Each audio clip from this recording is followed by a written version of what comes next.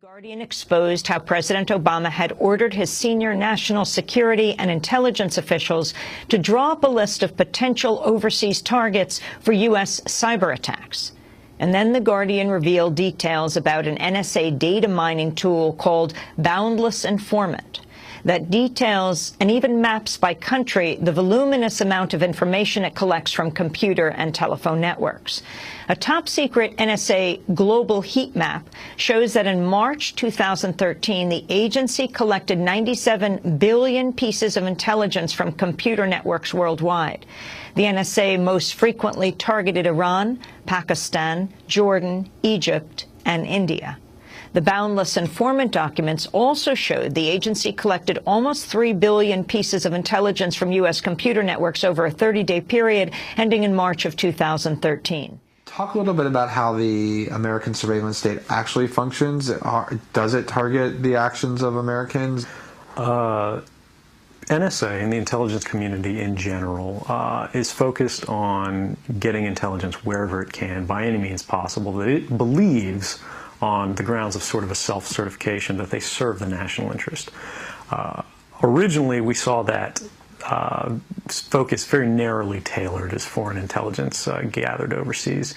Now, increasingly, we see that it's happening domestically. And to do that, the NSA specifically targets the communications of everyone. It ingests them by default.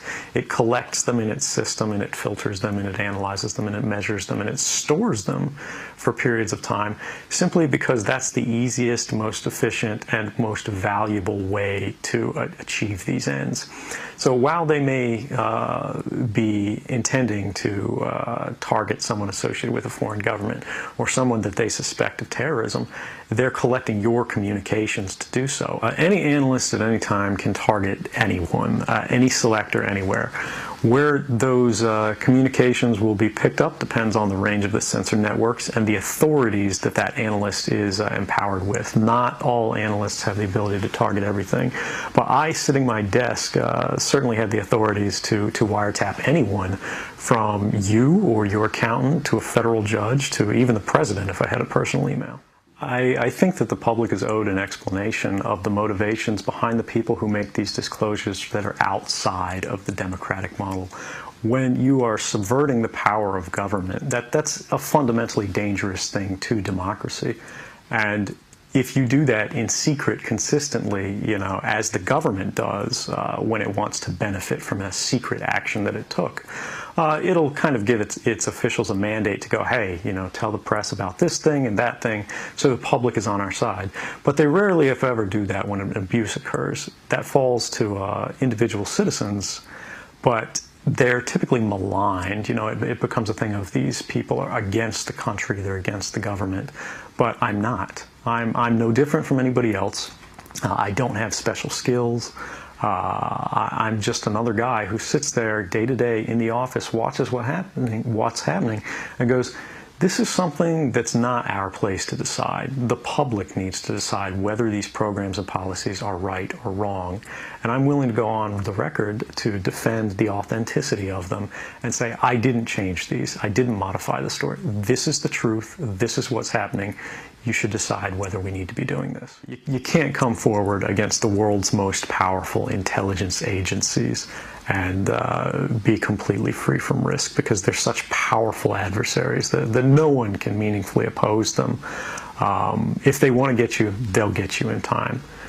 But at the same time, you have to make a determination about what it is that's important to you. And if living unfreely but comfortably is something you're willing to accept, and I think many of us are, it's the human nature. Why should people care about surveillance? Because even if you're not doing anything wrong, you're being watched and recorded, and the storage capability of these systems increases every year consistently by orders of magnitude, to where it's getting to the point you don't have to have done anything wrong. You simply have to eventually fall under suspicion from somebody, even by a wrong call, and then they can use the system to go back in time and scrutinize every decision you've ever made, every friend you've ever discussed something with, and attack you on that basis, to sort of derive suspicion from an innocent life and paint anyone in the context of a wrongdoer. The greatest fear that I have regarding the outcome for America of these disclosures is that nothing will change. People will see in the media all of these disclosures. They'll know the lengths that the government is going to grant themselves powers unilaterally to create greater control over American society and global society. But they won't be willing to take the risks necessarily to stand up and fight to change things, to force their representatives to actually take a stand in their interests. And the months ahead, the years ahead, it's only going to get worse until eventually there will be a time where policies will change, because the only thing that restricts the activities of the surveillance state are policy. Even our agreements with other sovereign governments, we consider that to be a stipulation of policy rather than a stipulation of law. And because of that, a new leader will be elected. They'll flip the switch, say that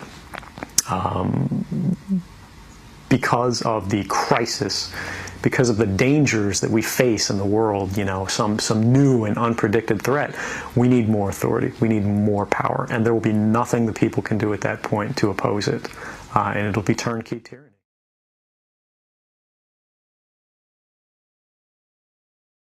Well, shortly after that report that I put out last night, Drudge had another link with a leak about this program called PRISM that the NSA is using to basically tap right directly into the servers of all of the online data providers. These government people that are in office and have jobs because of our tax dollars, and they're there to support and to, they're there to serve the people. But they are acting like dictators. They're acting like they are God, and they are not. Ladies and gentlemen, if Hitler were alive today, he would, with the technology that would be available to him, he would have his country set up just like ours is right now, spying on every single American. He would be spying on every single German. He would be using all of the information collected to go after his political enemies. Why do you think our government wants all this information?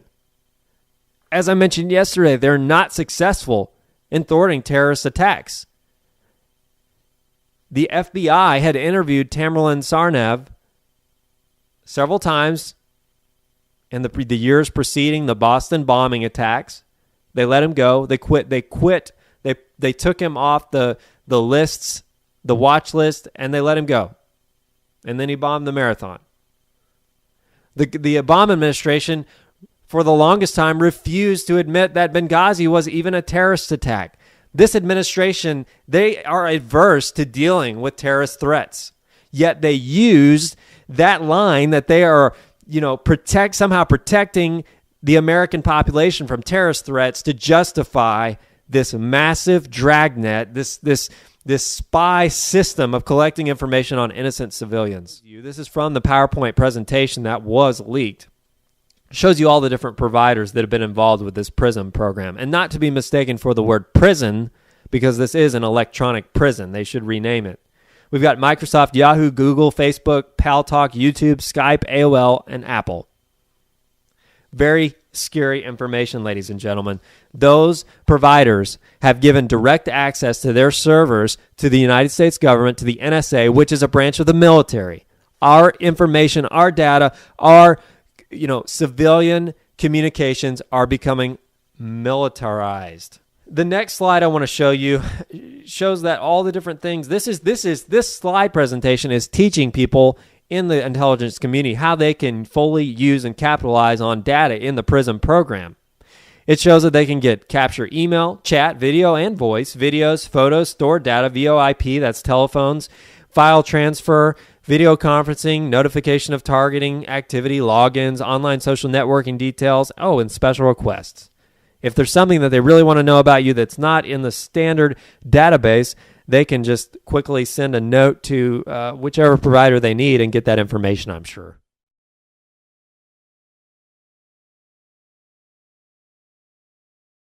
Well, Britain's addiction to surveillance is shattering records, with it estimated that there is now 1 camera for every 11 people there. Privacy groups are furious, saying that George Orwell's 1984 was never intended to be an instruction manual. All right, so private CCTV cameras far outnumber those installed by the police and local authorities, so it does challenge the idea that it is the government that's acting as Big Brother, doesn't it? I think it's Big Brother as a whole in the UK at the moment. I think the private sector have seen the proliferation of CCTV cameras by the public sector, and there's this kind of eternal myth that CCTV prevents crime from happening. And so it's only a matter of time before the private sector cottoned on to that and started installing private CCTV for their own use. But we're seeing some incredibly sophisticated pieces of technology appearing via the internet. So things to do with facial recognition and cameras that can sense people from miles away. So I think it's only correct that the law catches up with the technology and states how and when these cameras can be used. Because at the end of the day, they're very, very sophisticated and they can form a very intricate picture of everybody's daily lives.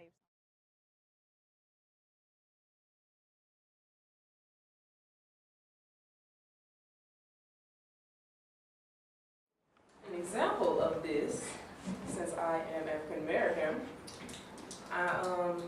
I could be, in the car, and I could be totally in the right, but if it was Jessica going in front of me, then they could just delete the surveillance. But if it's me, then they could just be like, okay, it was your fault, you're going to jail. So it's bad. In a time of an accident, your body automatically goes into a stress mode. Therefore, lots of different things can be misconstrued, and surveillance would allow for these things to be cleared up and help insurance companies and help get the right person that did the crime. So, yay, surveillance. So we are arguing against government surveillance because there are the daughter would not approve of being watched as she left the house if they switched to motion sensors, for one.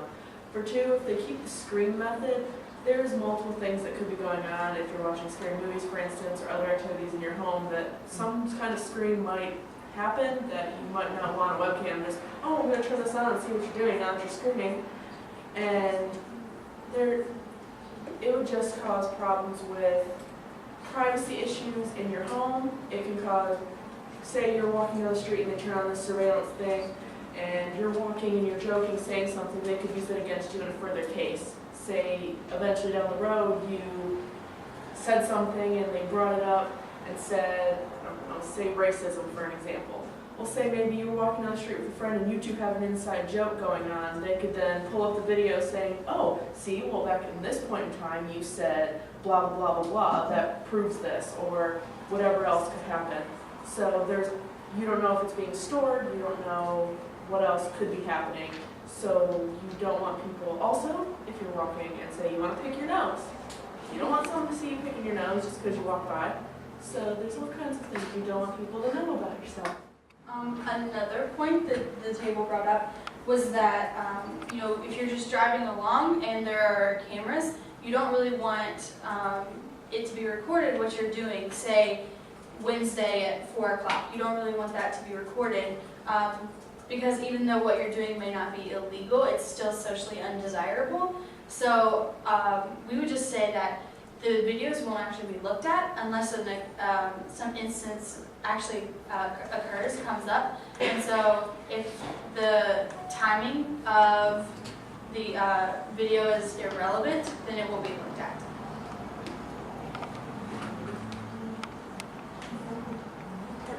Oh, and also, it's street surveillance. It's not like they're putting a video in your car, or a camera in your car. So, maybe they could zoom in and see that you're picking your nose, but if you're picking your nose while you're driving, street walkers could see that. So. I would also say that yes, people in the streets could see you, like Nakia had said, but them seeing you is completely different than being videotaped and recorded, because I could see something you do and then someone else down the road has to take my word for it, whereas a videotape would be proof. If there, people could look at it, see everything you're doing forever. It might not ever get deleted. It's not important, it's not awesome, it's not good. Privacy is, it means what we want to share, what things that we want to share with others and to whom else whenever we want to. And also the right that society has traditionally protected and that society should protect is information. Oh, trust citizens to do the right thing. USA. USA.